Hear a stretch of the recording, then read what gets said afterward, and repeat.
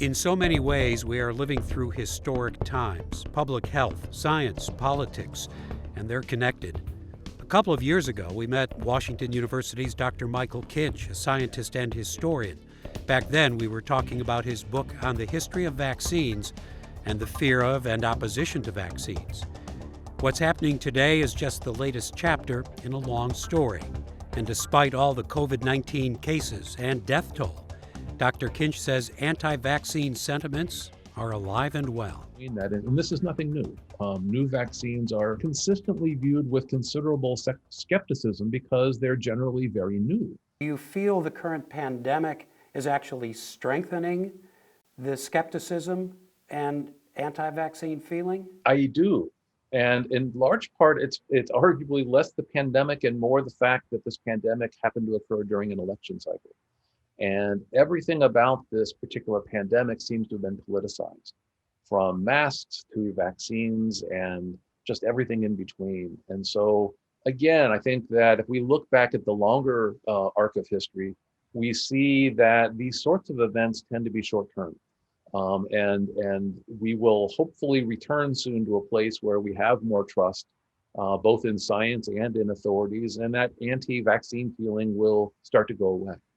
But do you think the skepticism is going to make this last longer than it could have? It absolutely will. And I think all of the evidence, both from this pandemic and past pandemics, verify that. As you know, mistakes have been made in the past in the medical community, in the science community.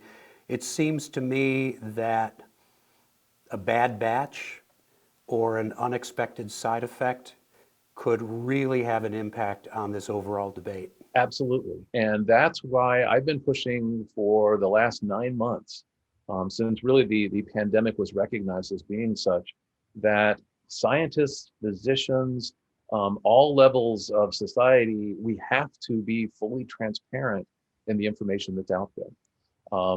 For example, we don't know how long the vaccine will last, how long the protective effect will last. Is this going to be months or years? And that's frankly an unknown. Likewise, there is no reason to believe that there are long-term toxicities, but should they arise from the vaccine, we need to be transparent about that. But in the scientific community, in their effort to communicate, have they been doing a good job? Have mistakes been made? I think they've been doing the best job under sort of the crisis conditions, but there have been a number of unanticipated and unnecessary mistakes. An early, very prominent example that will probably haunt us for years to come pertains to the question of masks. In the early days, it was advised that people not wear masks. And the reason for that was that we needed to keep the specialized masks, these N95 masks, available for medical professionals. Well, what we miscommunicated, quite frankly, was that masks don't do any good. And we know, and we could anticipate even a year ago, that masks do good, but we sent the wrong signal, and then people were confused, and at some point this became politicized, and from there it was a lost cause. And there are other examples where I think we'll look back and say we could have done a better job. The vaccine itself, the campaign to discover it, was truly, I would argue, more important than the Apollo project, and more impressive than the Apollo project, given the time frame in which this was done. Here are 5 things to know about Operation Warp Speed.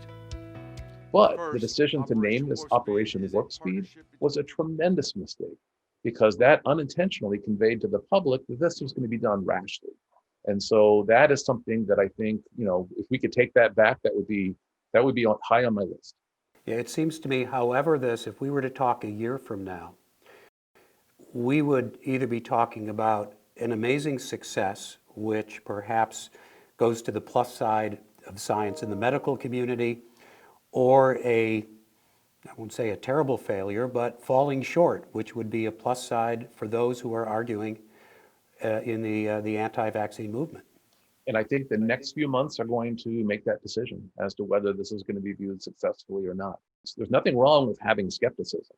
There's nothing wrong with asking questions.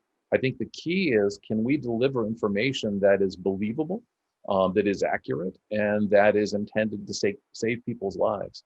And I'm confident that we can, but again, we've got to get past this political association and other sort of negative connotations that have been really demeaning both science and vaccines in particular for the last many years. So efficient communication, both of what we know and what we do not know, is going to be essential over the next months and years.